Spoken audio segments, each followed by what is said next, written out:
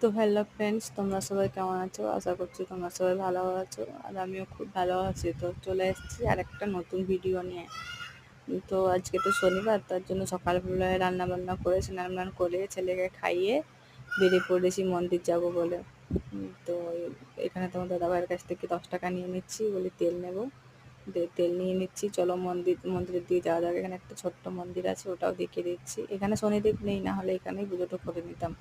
এখানে মন্দির চলে আসছি, মন্দিরে ঢুকছি। আমার ছেলে এখানে প্রচুর খেলা করে, প্রচুর প্রণাম করবে, চারধার ঘুরবে। এই গাছটার তো, এটা তো আসুদ গাছ, এটা চারধার ঘুরতেই থাকে, প্রণাম করছে। দেখো তোমার দাদাভাই ক্লিপটা নিয়েছে। তো এখানে আমি পুজো করছি। তো ও পিছনে পিছনে চলে আসছে। তো এখানে তেল চালাচ্ছি, শনিদেবকে তেল চালিয়ে নিই, পরে দীপটা জ্বালিয়ে নেব।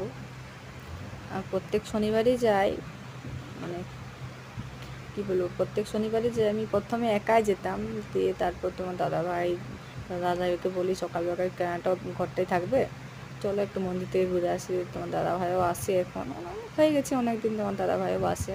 তো এখানে সলতেটা পাকিয়ে নিচ্ছি দীপটা জ্বালাবার জন্য, দীপটাও জ্বালিয়ে নিচ্ছি। তো দীপটা জ্বালিয়ে নিয়ে পুজোটা করে নিই। তোমরা পুরো ভিডিওটা দেখতে থাকো, স্কিপ না করে পুরো ভিডিওটা দেখতে থাকো। তো মন্দিরটা চারপাশটাও দেখাবো, মানে এখানে কি ঠাকুর আছে, ভগবান আছে। তো চলো আমি একটু পুজোটা করে নিই, ওদেরকে দেখাচ্ছি একটু পরে।